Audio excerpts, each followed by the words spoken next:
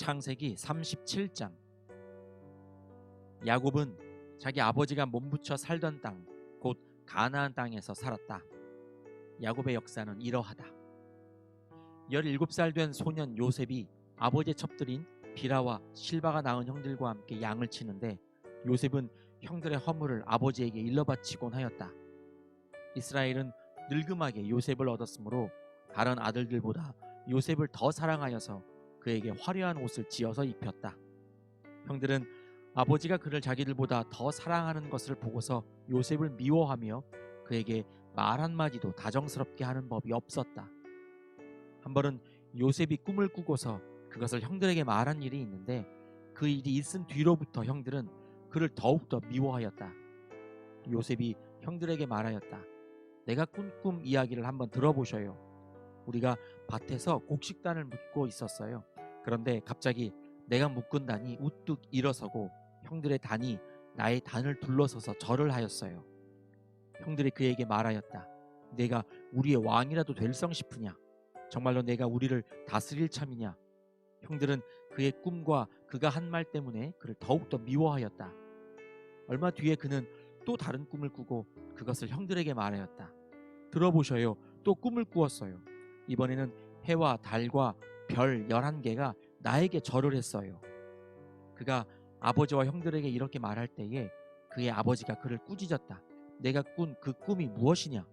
그래, 나하고 너의 어머니하고 너의 형들이 함께 너에게로 가서 땅에 엎드려서 너에게 절을 할 것이란 말이냐?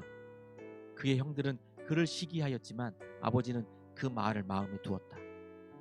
그의 형들은 아버지의 양떼를 치려고 세겜 근처로 갔다. 이스라엘이 요셉에게 말하였다. 내가 알고 있듯이 너의 형들이 세겜 근처에서 양을 치지 않느냐? 내가 너를 너의 형들에게 좀 보내야겠다. 요셉이 대답하였다. 다녀오겠습니다. 이스라엘이 요셉에게 말하였다. 너의 형들이 잘 있는지, 양들도 잘 있는지를 가서 살펴보고 나에게 와서 소식을 전해다오. 그의 아버지는 헤브론 골짜기에서 그를 떠나보냈다. 요셉이 세겜에 도착하였다. 어떤 사람이 보니 요셉이 들에서 헤매고 있었다. 그가 요셉에게 물었다. 누구를 찾느냐? 요셉이 대답하였다. 형들을 찾습니다. 우리 형들이 어디에서 양을 치고 있는지 나에게 일러주시겠습니까? 그 사람이 대답하였다. 너의 형들은 여기에서 떠났다. 도단으로 가자고 하는 말을 내가 들었다. 그래서 요셉은 형들을 뒤따라가서 도단 근처에서 형들이 있는 곳을 알아냈다. 그런데 그의 형들은 멀리서 그를 알아보고서 그를 죽여버리려고 그가 그들에게 가까이 오기 전에 음모를 꾸몄다. 그들은 서로 마주보면서 말하였다. 야, 저기 꿈꾸는 녀석이 온다. 자, 저 녀석을 죽여서 아무 구덩이에나 던져놓고 사나운 들짐승이 잡아먹었다고 하자. 그리고 그 녀석의 꿈이 어떻게 되나 보자. 르우벤이 이 말을 듣고서 그들의 손에서 요셉을 건져내려고 그들에게 이렇게 말하였다. 목숨만은 해치지 말자. 피는 흘리지 말자. 여기 들판에 있는 구덩이에 그 아이를 던져 넣기만 하고 그 아이에게 손을 대지는 말자. 르우벤은 요셉을 그들에게서 건져내서 아버지에게 되돌려 보낼 생각으로 이렇게 말한 것이다. 요셉이 형들에게로 오자 그들은 그의 옷, 곧 그가 입은 화려한 옷을 벗기고 그를 들어서 구덩이에 던졌다.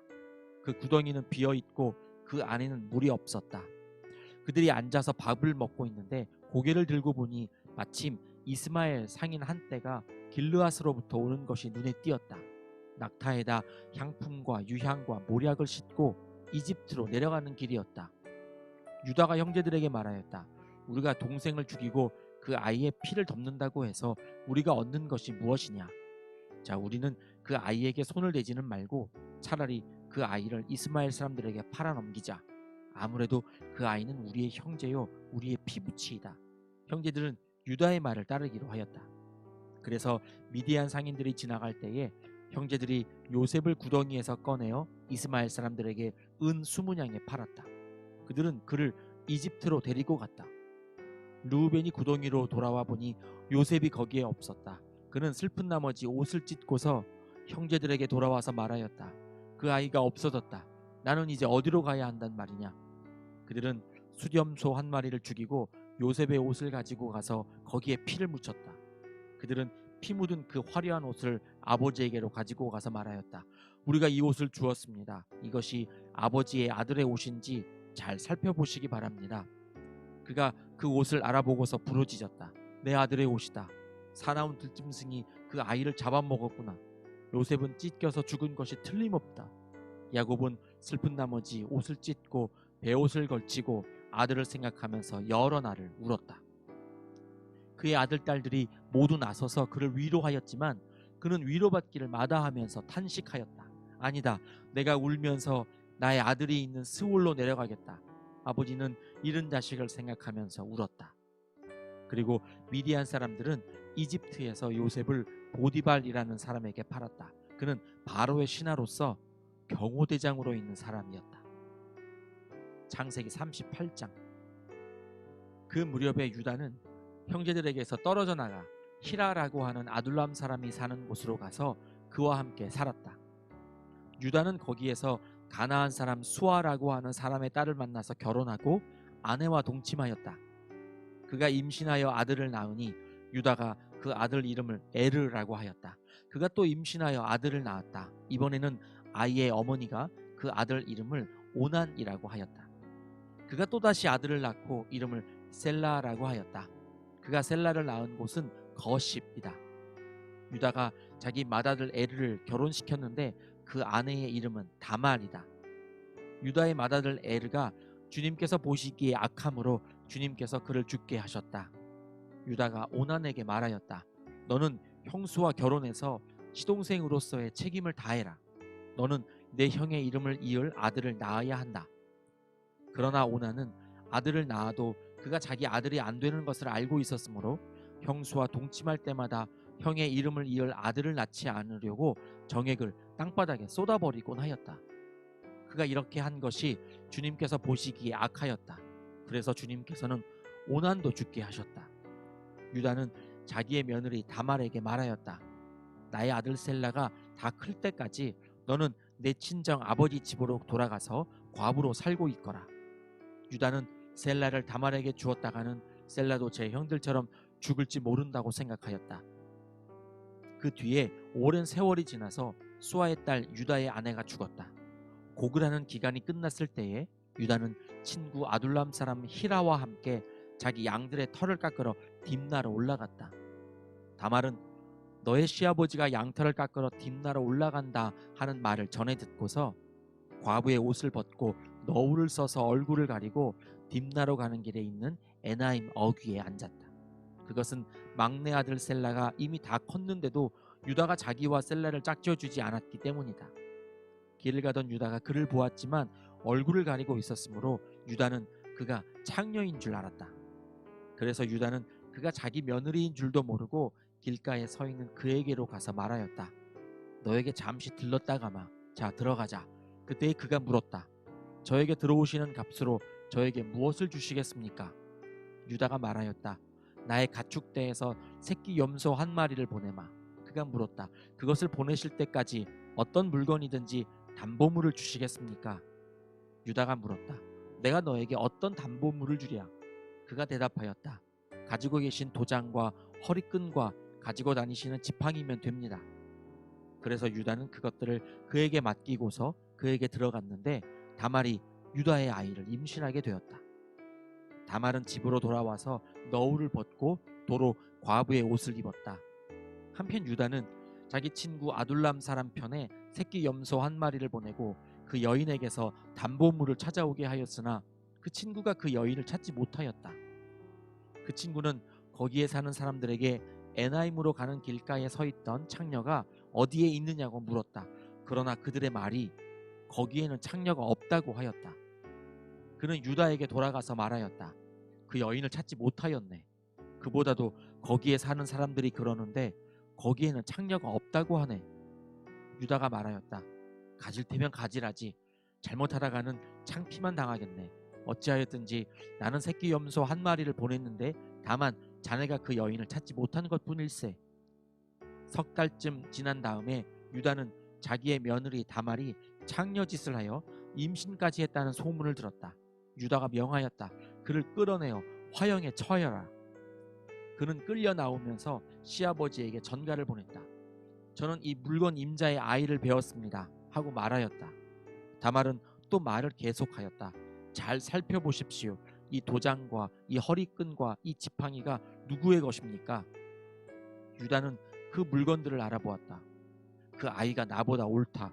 나의 아들 셀라를 그 아이와 결혼시켰어야 했는데 하고 말하였다. 유다는 그 뒤로 다시는 그를 가까이 하지 않았다. 다말이 몸을 풀 때가 되었는데 태 안에는 쌍둥이가 들어 있었다. 아이를 막 낳으려고 하는데 한 아기가 손을 내밀었다. 산파가 진홍색 실을 가져다가 그 아이의 손목에 감고서 말하였다. 이 아이가 먼저 나온 녀석이다. 그러나 그 아이는 손을 안으로 다시 끌어들였다. 그런 다음에 그의 아우가 먼저 나왔다. 산파가 어찌하여 내가 터뜨리고 나오느냐 하고 말하였다. 그래서 이 아이 이름을 베레스라고 하고 그의 형 곧 진홍색 실로 손목이 묶은 아이가 뒤에 나오니 아이 이름을 세라라고 하였다. 창세기 39장. 요셉이 이집트로 끌려갔다. 요셉을 이집트로 끌고 내려간 이스마엘 사람들은 바로의 신하인 경호대장 이집트 사람 보디발에게 요셉을 팔았다. 주님께서 요셉과 함께 계셔서 앞길이 잘 열리도록 그를 돌보셨다. 요셉은 그 주인 이집트 사람의 집에서 살게 되었다. 그 주인은 주님께서 요셉과 함께 계시며 요셉이 하는 일마다 잘 되도록 주님께서 돌보신다는 것을 알았다. 주인은 요셉이 눈에 들어서 그를 신복으로 삼고 집안 일과 재산을 모두 요셉에게 맡겨 관리하게 하였다. 그가 요셉에게 자기의 집안 일과 그 모든 재산을 맡겨서 관리하게 한 그때부터 주님께서 요셉을 보시고 그 이집트 사람의 집에 복을 내리셨다. 주님께서 내리시는 복이 주인의 집 안에 있는 것이었든지 밭에 있는 것이든지 그 주인이 가진 모든 것에 미쳤다. 그래서 그 주인은 자기가 가진 모든 것을 요셉에게 맡겨서 관리하게 하고 자기의 먹거리를 빼고는 아무것도 간섭하지 않았다. 요셉은 용모가 준수하고 잘생긴 미남이었다. 일이 이렇게 된 지 얼마 지나지 않아서 주인의 아내가 요셉에게 눈짓을 하며 나하고 침실로 가요 하고 꾀었다. 그러나 요셉은 거절하면서 주인의 아내에게 말하였다. 주인께서는 모든 것을 나에게 맡겨 관리하게 하시고는 집안일에는 아무 간섭도 하지 않으십니다. 주인께서는 가지신 모든 것을 나에게 맡기셨으므로 이 집안에서는 나의 위에는 아무도 없습니다. 나의 주인께서 나의 마음대로 하지 못하게 한 것은 한 가지뿐입니다. 그것은 마님입니다. 마님은 주인 어른의 부인이시기 때문입니다.